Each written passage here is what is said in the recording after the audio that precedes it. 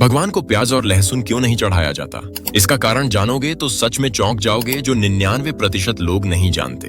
क्योंकि इनका जन्म किसी साधारण बीज से नहीं, बल्कि एक राक्षस के खून और अमृत की बूंदों से हुआ था। यह कथा हमें ले जाती है समुद्र मंथन के उस रहस्यमय अध्याय में, जब देवता और असुर अमृत प्राप्त करने के लिए एकत्र हुए थे। समुद्र मंथन के बाद जैसे ही अमृत का कलश प्रकट हुआ, वैसे ही देवताओं और असुरों के बीच युद्ध जैसी स्थिति बन गई। हर कोई अमृत पाना चाहता था, क्योंकि अमृत का अर्थ था अमरत्व। स्थिति बिगड़ती देख भगवान विष्णु ने मोहिनी अवतार धारण किया। उनकी अलौकिक सुंदरता ने असुरों की बुद्धि हर ली। मोहिनी ने बड़ी चतुराई से देवताओं और असुरों को अलग अलग पंक्तियों में बैठा दिया, ताकि अमृत केवल देवताओं को ही दिया जा सके। असुर मोहिनी के रूप में पूरी तरह खो चुके थे, लेकिन उन्हीं के बीच एक था अत्यंत चालाक असुर, स्वरभानु। उसने समझ लिया कि मोहिनी असुरों को अमृत नहीं देने वाली। तुरंत उसने देवता का वेश धारण किया और चुपचाप जाकर सूर्यदेव और चंद्रदेव के बीच बैठ गया।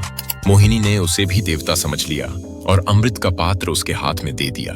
जैसे ही स्वरभानु ने अमृत का घूंट भरा, सूर्य और चंद्रमा उसे पहचान गए। उन्होंने तुरंत पुकार लगाई, यह देवता नहीं, असुर है। क्षण भर की भी देर नहीं हुई।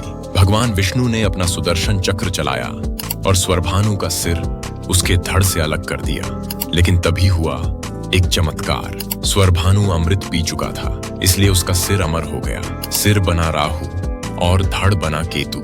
जब उसका गला कटा तो उसके शरीर से निकला खून धरती पर गिर पड़ा, और क्योंकि उस खून में अमृत का अंश भी मिला हुआ था, जहां जहां वे बूंदें गिरी, वहीं से प्याज और लहसुन की उत्पत्ति हुई।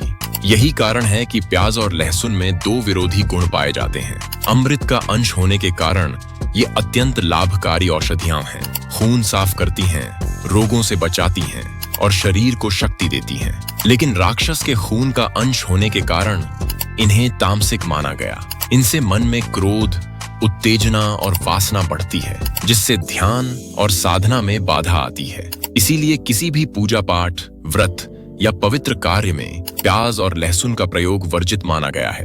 तो दोस्तों, यह थी प्याज और लहसुन के जन्म की पौराणिक कहानी, जहां अमृत और राक्षस रक्त दोनों का अद्भुत संगम हुआ।